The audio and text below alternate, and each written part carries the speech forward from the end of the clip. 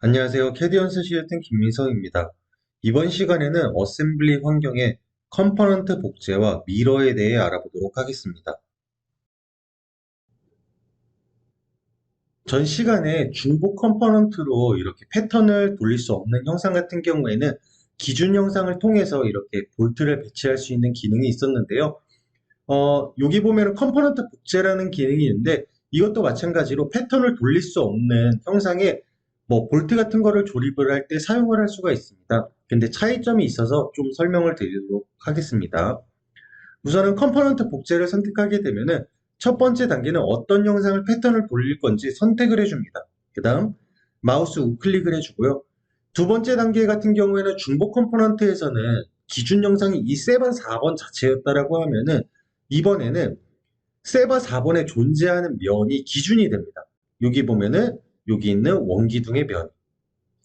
그 다음 마우스 우클릭을 하도록 하고요. 그 다음 이 원기둥과 동일한 형상이 있는 그러한 부품을 선택을 해주면 되거든요. 그래서 세바 4번을 선택해 주게 되면은 보시는 것처럼 동일한 구멍이 있는 곳에는 전부 다 이렇게 배치가 되는 모습을 볼 수가 있어요.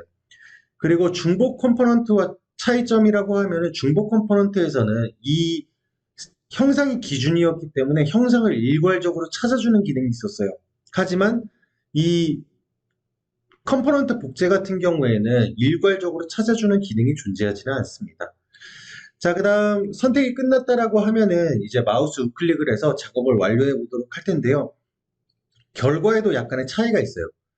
중복 컴포넌트 같은 경우에는 패턴처럼 히스토리가 남았다라고 하면은 컴포넌트 복제 같은 경우에는 보시는 것처럼 실제 부품이 이렇게 배치가 되게 됩니다. 그리고 이 각 부품마다 보시는 것처럼 조립 조건이 적용된 것을 볼 수가 있고요. 자, 그리고 이러한 그룹은 어셈블리에서 임의로 만들 수 있는 부분이기 때문에 그룹 해제도 가능합니다. 자, 그룹을 해제하게 되면은 보시는 것처럼 이렇게 일반적인 부품을 배치한 것과 똑같은 결과값이 나오게 되죠. 자, 그래서 컴포넌트 복제 같은 경우에도 이렇게 패턴을 돌릴 수 없는 그 불규칙한 형상의 부품을 배치할 때 사용을 할 수가 있습니다. 자, 그 다음 미러에 대해 알아보기 위해 제가 형상을 좀 지우도록 할게요. 방금 만들었던 형상을 지우고 여기 보면은 세바 1번과 세바 4번 두 개만 남겨놓도록 하겠습니다. 자, 이 상태에서 이제 미러를 한번 해보도록 할 텐데요. 자, 미러를 하기 전에 우선은 레버를 이렇게 하나 배치를 해볼게요. 그냥 아무 위치에나. 자, 이렇게 배치를 했고요. 자, 그 다음에 컴포넌트 미러를 사용해 보면은 우선은 미러할 형상을 선택을 해줍니다. 그리고 마우스 우클릭을 하게 되면은 이제 평면을 선택하는 단계이거든요. 근데 평면 같은 경우에는 지금 존재하는 게 좌표계의 평면밖에 없어요.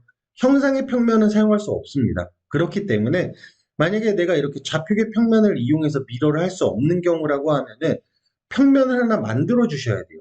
자, 평면을 만드는 거는 형상 탭에 가게 되면은 여기 우리 파트 환경에서 배웠던 평면들 있죠. 그 평면들을 통해서 내가 원하는 위치에 이렇게 평면을 하나 만들어 줍니다. 자, 그 다음 컴포넌트 미러링을 다시 한번 선택을 해볼게요.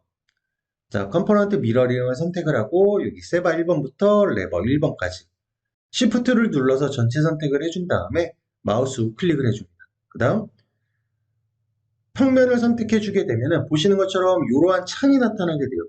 자, 이거는 뭐냐면은 우선은 미러링이 될 형상을 표시해 줌과 동시에 이 형상 자체가 회전인지 아니면 미러인지 구분을 해줍니다. 자, 아마 3D 캐드를 조금 써보신 분들이라고 하면 회전과 미러에 대한 차이점을 아실 텐데요. 미러 같은 경우에는 좌우 대칭인 형상이 아니기 때문에 이렇게 미러를 했을 때에 서로 반대가 되는 형상을 하나 만들어줘야 됩니다. 그렇기 때문에 출력 파일이 존재해요. 출력 파일 같은 경우에는 동일한 폴더에 동일한 이름 뒤에 mir이라는 이름으로 이렇게 파트가 만들어지게 됩니다. 자, 확인을 누르고 마침을 눌러주게 되면은 보시는 것 같이 미러 형상을 만들 수가 있고요. 아까 설명드렸던 내용을 잠깐 추가 설명을 해드리면은 미러의 경우에는 별도의 문서가 하나가 더 저장이 된다라고 했잖아요. 그거에 대한 이유인데요. 예를 들어서 사각형이 있다라고 해보겠습니다. 자, 이렇게 사각형이 있고 얘를 여기가 없다라고 해볼게요. 자, 이 부분이. 그러면은 이 영상을 봤을 때에는 지금 왼쪽에 그 잘린 부분이 있잖아요. 근데 하나의 평면을 기준으로 얘를 미러하게 되면 어떻게 되죠? 요렇게. 요런 영상이 나오게 되겠죠? 자, 그러면은 요쪽이 보게 되면은 얘는 오른쪽이 없는 영상입니다. 그렇기 때문에 왼쪽의 부품과 오른쪽의 부품은 같은 부품이라고 할 수가 없겠죠? 그래서 별도의 문서가 만들어져야 됩니다. 그리고 이번에는 형상이 반으로 나눴을 때 좌우 대칭인 이러한 부품이 있다라고 해볼게요. 이러한 부품을 특정 면을 가지고 여기에다가 미러를 하게 되면은 보시는 것처럼 어차피 좌우가 대칭이기 때문에 동일한 형상이 나올 거잖아요. 그래서 얘는 만약에 A라는 부품을 썼으면은 이쪽에도 A라는 부품을 써서 조립을 할 수 있기 때문에 이런 경우에는 회전이 되게 됩니다. 그래서 미러를 할 때에는 회전을 할 건지 미러를 할 건지 임의로 선택을 할 수도 있지만 일단 비대칭 형상인 경우에는 자동으로 미러가 되게 됩니다.